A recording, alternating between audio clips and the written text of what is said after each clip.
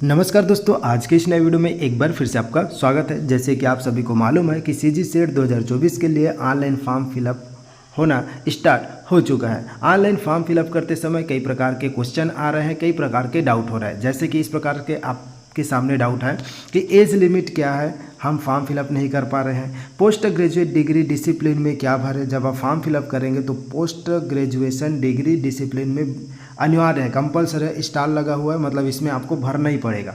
क्या first year वाले form भर सकते हैं? क्या 2 विषय में एग्ज़ाम दिला सकते हैं? यदि आपके पास 2 सब्जेक्ट में मास्टर डिग्री है तो क्या आप दोनों सब्जेक्ट में एग्ज़ाम दिला सकते हैं? तो इस प्रकार के डाउट इस वीडियो को देखने के बाद आपके डाउट क्लियर हो जाएंगे। यदि आपको और भी किसी भी प्रकार की कुछ डाउट होगी तो आप कमेंट करके पूछ सकते हैं। तो पहले हम बात करते हैं एज लिमिट की, ठीक है। तो सीजी सेट या कोई भी सेट या नेट है, उसके लिए कोई एज लिमिट नहीं होता है, नो एज लिमिट, ठीक है। तो सीजी सेट हो या नेट हो, इसके लिए कोई भी एज लिमिट नहीं होता है।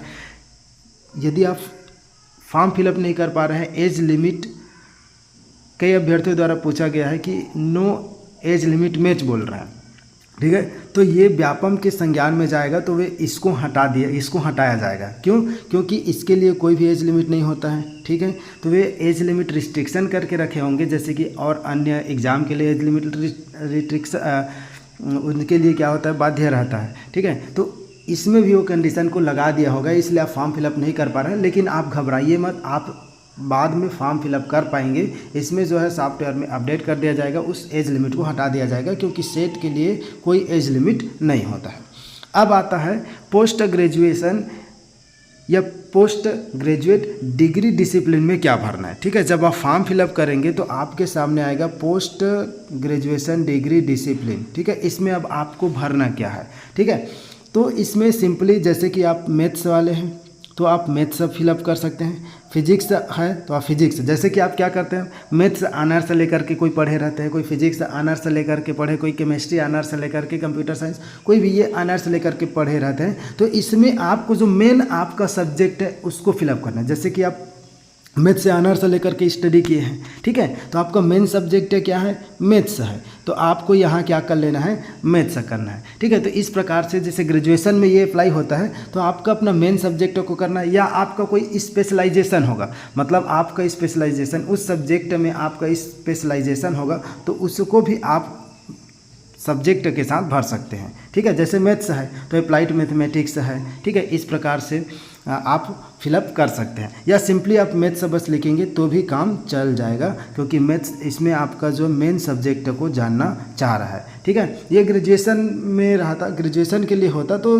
ज़्यादा क्लियर था, ठीक है, क्योंकि ग्रेजुएशन में कई प्रकार के किए रहते हैं, ठीक है, मतलब maths honours, physics honours, chemistry, तो इनको डालने के लिए रहता है। तो इसमें आपको पोस्ट ग्रेजुएशन डिग्री डिसिप्लिन में आपको अपना मेन सब्जेक्ट फिलअप कर देना है, जिस सब्जेक्ट में आपका मास्टर डिग्री है, ठीक है, या आपका उस सब्जेक्ट में स्पेशलाइजेशन होगा कुछ, उसको भी लिख सकते हैं, ठीक है, प्लस आपका मेन सब्जेक्ट, दोनों को आप लिख दीजिएगा। उसके बाद क्या फर्स्ट ईयर वाले फॉर्म फिलअप कर सकते हैं? यदि फर्स्ट ईयर वाले फॉर्म फिलअप करते हैं तो क्या वे एलिजिबल होंगे, पात्र होंगे? तो जी हाँ दोस्तों, यदि आप फर्स्ट ईयर में हैं और आप फॉर्म सेट का एग्ज़ाम दिलाना चाह रहे हैं, तो आप अगर क्राइटेरिया को पार करते पास हो जाते हैं तो आप एलिजिबल रहेंगे। लेकिन आपको 2 साल के भीतर, मतलब 2 साल के अंतर्गत जो परसेंटेज रहता है, कितना परसेंट है, जनरल के लिए 60% है और ST SC OBC के लिए 55% है। आपको 2 साल के अंतर्गत क्या होना है, इतने परसेंटेज से पास होना पड़ेगा, ठीक है, फिर आप एलिजिबल हैं। तो फर्स्ट ईयर वाले भी फॉर्म फिलअप कर सकते हैं, जो अभी हाल ही में एग्ज़ाम दिलाए हैं या फर्स्ट ईयर में हैं, अभी एग्ज़ाम तो हो गया है, या फिर सेकंड सेमेस्टर में होंगे, ठीक है, तो वे भी एग्ज़ाम दिला सकते हैं और आपको 2 साल के अंतर्गत 60% 55% के साथ पास होना होगा। जनरल के अंतर्गत आते हैं 60%, ST SC OBC के अंतर्गत आते हैं 55%, 2 साल के अंतर्गत आपको पास होना है।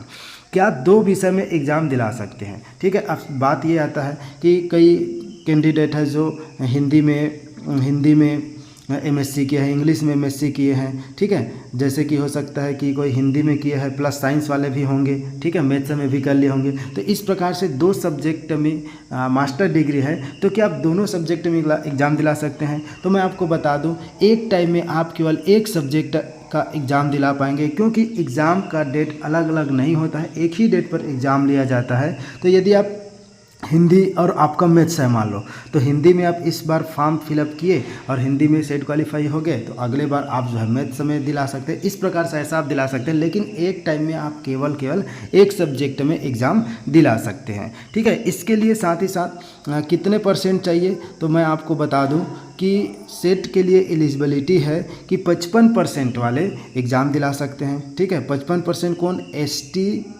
SC OBC और जो दिव्यांग वगैरह है उन वे कैंडिडेट। उसका जो जनरल कैटेगरी के कैंडिडेट है उनका 60% होना चाहिए, किसमें, मास्टर डिग्री में होना चाहिए। ठीक है, तो इस प्रकार से ये सभी डाउट है। आशा करता हूँ कि मेरे द्वारा दी गई जानकारी से आप संतुष्ट होंगे, सेटिस्फाई होंगे, और यदि आपको फिर भी किसी भी प्रकार की कुछ और डाउट होगा तो आप कमेंट करके पूछ सकते हैं।